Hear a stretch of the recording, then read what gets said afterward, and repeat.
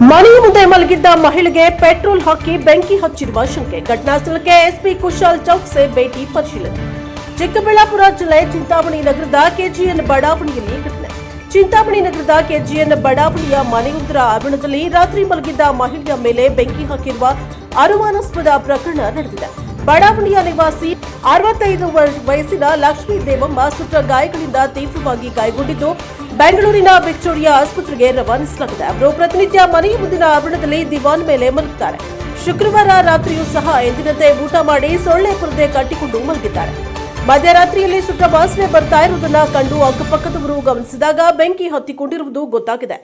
ಕೂಡಲೇ ಮನೆಯವರು ಎದ್ದು ಹೊರಗಡೆ ಬಂದು ನೋಡಿದಾಗ ಲಕ್ಷ್ಮೀ ದೇವಮ್ಮಗೆ ತೀವ್ರವಾಗಿ ಸುಟ್ಟ ಗಾಯಗಳಾಗಿತ್ತು. ನಗರದ ಸರ್ಕಾರಿ ಆಸ್ಪತ್ರೆಗೆ ದಾಖಲಿಸಿದ್ದಾರೆ. ವೈದ್ಯರು ಪ್ರಥಮ ಚಿಕಿತ್ಸೆಯನ್ನ ನೀಡಿ ಹೆಚ್ಚಿನ ಚಿಕಿತ್ಸೆಗಾಗಿ ಬೆಂಗಳೂರಿನ ವಿಕ್ಟೋರಿಯಾ ಆಸ್ಪತ್ರೆಗೆ ಕಳಿಸಿದ್ದಾರೆ.